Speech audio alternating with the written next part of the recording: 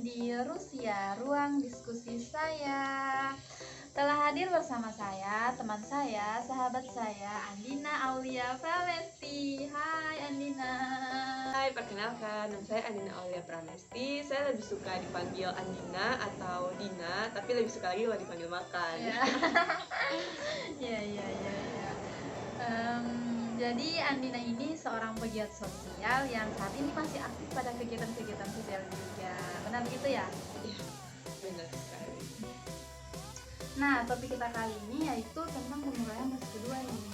Jadi pengurahan bahasa kedua pada anak-anak di daerah 3T, terdepan, terpencil, dan tertinggal. Andina kan pegiat sosial nih. Tapi sebelum itu, saya mau jelaskan sedikit dulu tentang bahasa kedua. Nah, bahasa kedua itu ialah bahasa setelah bahasa pertama. Bahasa setelah bahasa pertama ya? Iya, jadi bahasa pertama itu bahasa yang diperoleh oleh seseorang atau seorang anak pertama kali di lingkungan atau dari kedua orang tuanya. Jadi kalau misalkan bahasa pertama yang dia pelajari dari keluarganya itu bahasa daerah, nah bahasa keduanya berarti bahasa nasional atau bahasa negaranya. Nah, sebelum kita berlanjut ke topik, saya penasaran bagaimana sih pengalamannya Andina selama menjadi pegiat sosial di daerah terpencil.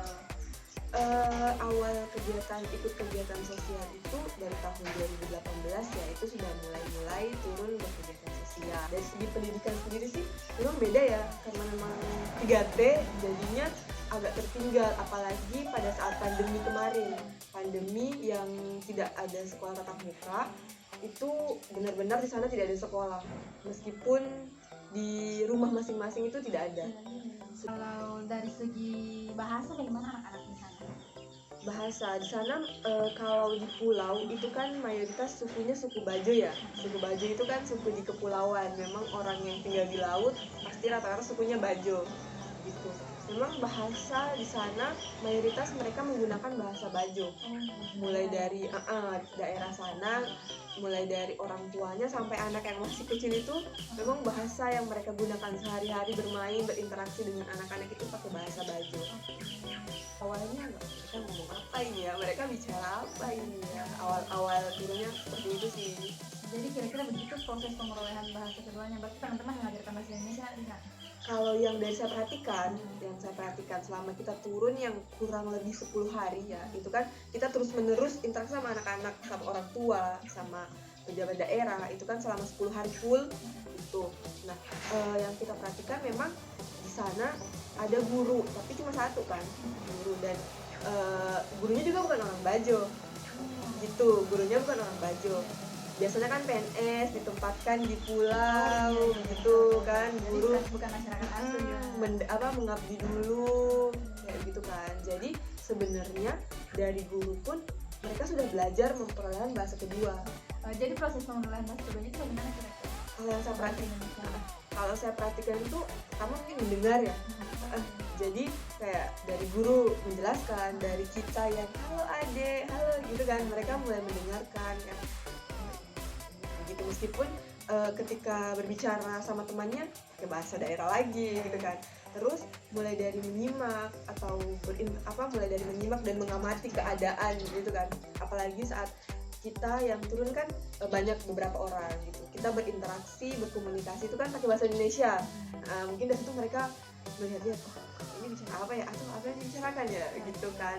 Jadi karena kan kalau orang baru di sana itu kan mereka jadinya ikut terus kayak ekor terus kan sama kakak-kakaknya. Jadinya mereka lebih sering melihat, mengamati apa yang dilakukan sama kakaknya, sama gurunya itu. Nah, mengamati, meskipun ketika diajak bicara ya masih malu-malu gitu kan. Jadi tapi ketika bicara sama temannya cerewet gitu kan, tapi pakai bahasa daerah, jadi kita nggak paham apa ini yang mereka bilang gitu. Terus tapi hari kelima dan seterusnya, hari kelima sampai terakhir itu sudah mulai terbiasa dan mulai berani. Jadi mereka sudah berani mengemukakan pendapatnya. Jadi kayak pakai bahasa Indonesia. Jadi kayak mereka, kakak mau kemana? Ya gitu kan, sudah pakai bahasa Indonesia. Kakak ke rumahku, ayo kita ke rumahku begitu, seperti itu. Jadi mulai berani, tapi bicara sama temannya masih pakai bahasa daerah. Jadi kayak pas bermain masih bercanda-bercanda sama temannya pakai bahasa daerah selain kita yang bertanya, mereka juga mengamati ke kita itu proses. Berarti kayak pertukaran bahasa gitu ya? Belajar pertukaran bahasa. Jadi mungkin kita juga yang belajar bahasanya mereka. Daerahnya. Jadi kita juga yang belajar pemurahan bahasa kedua dari mereka itu kan. Bisa jadi seperti itu.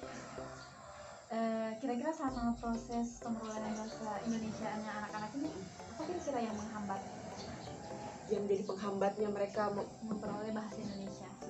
mungkin yang pertama itu karena bahasa ibu kan. Iya. Bahasa daerahnya.